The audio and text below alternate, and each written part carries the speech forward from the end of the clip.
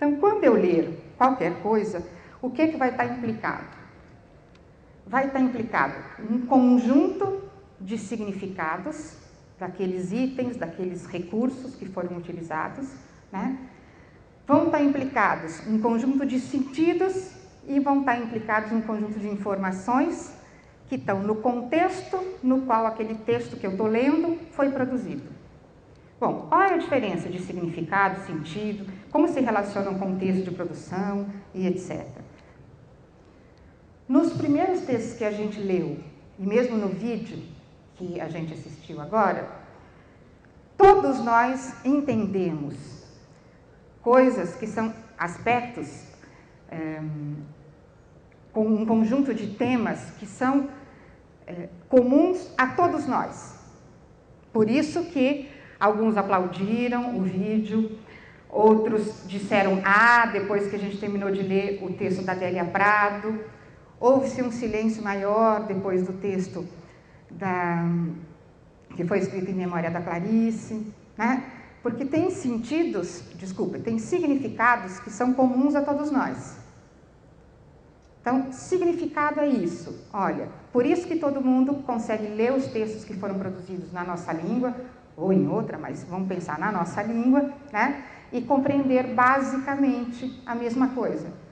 Porque o conjunto de significados é o conjunto daqueles aspectos que são estáveis na língua e que são recuperáveis por qualquer sujeito falante daquela língua. Mas, ao mesmo tempo que tem um conjunto de significados, tem um conjunto de sentidos. Os sentidos, eles não são socializáveis de todo, porque eles são únicos, pessoais e intransferíveis. Então, por exemplo, quando eu leio a palavra de lã, tem uma coisa que é o significado, e que a gente fica imaginando o que poderia ser. Lã, uma coisa quentinha, ao mesmo tempo macia, acolhedora e etc. Mas, ao mesmo tempo, tem um conjunto das experiências individuais do sujeito. Com isso, um conjunto das experiências afetivas, não só cognitivas, que vai levar cada um de nós a atribuir um sentido para esse aspecto. Então, ao mesmo tempo que eu leio, quando eu leio, tem um conjunto de significados que são os reiteráveis, que são aqueles aspectos que estão no dicionário, por exemplo, certo? E, ao mesmo tempo, eu ativo um conjunto de sentidos que não são compartilháveis. Eu posso até dizer do que eu estou falando, né? Eu posso tentar compartilhar o sentido que eu atribuí com outros leitores, mas, de qualquer forma, eles são meus. O outro leitor, quando entrar em contato com eles, vai ajustá-lo ao conjunto das suas experiências pessoais, afetivas e cognitivas, né? Tem um exemplo que é muito interessante quando a gente fala assim, cadeira de dentista. Certamente todos nós ativamos um repertório comum, né? A cadeira que está dentro do consultório do dentista, que a gente senta, reclina, tem um lugarzinho de cuspir do lado, tem uma parafernália em volta, o dentista, certo?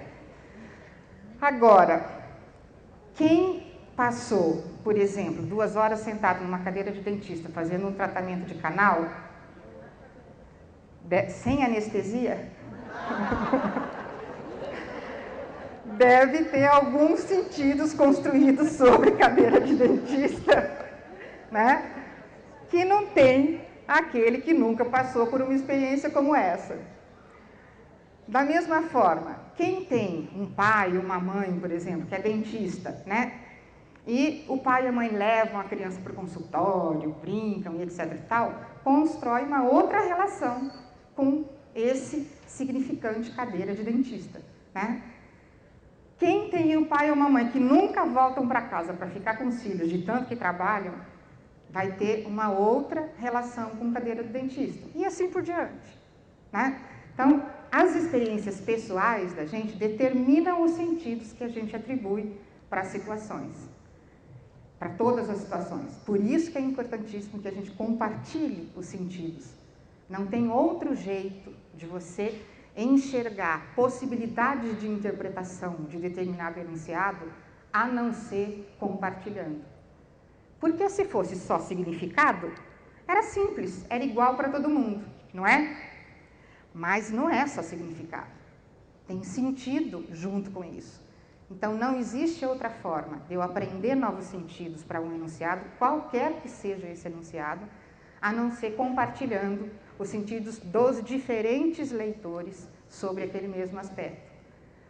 Então, vejam, se a gente pensar na implicação disso para o ensino, significa que ler necessariamente precisaria pressupor momentos de conversa sobre o que se leu, porque isso amplia a possibilidade de interpretação do sujeito dos diferentes textos com os quais ele entrar em contato, né?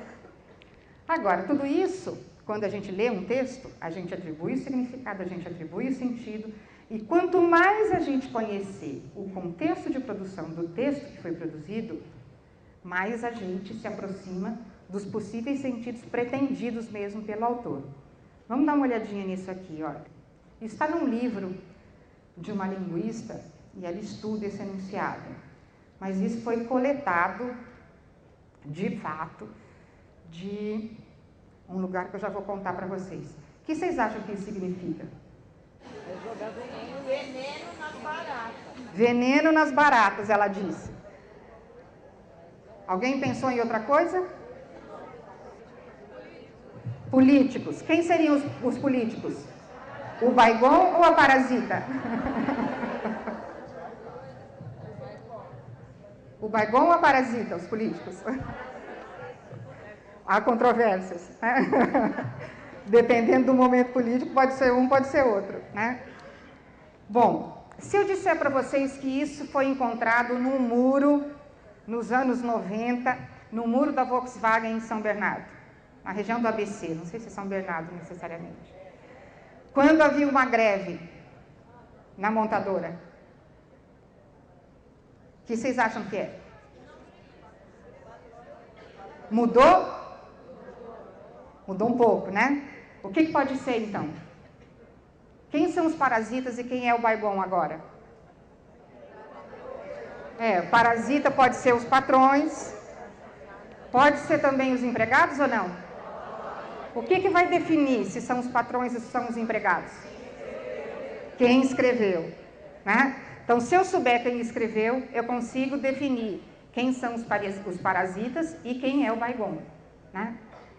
Então, vejam, o contexto de produção definiu o sentido desse texto para a gente?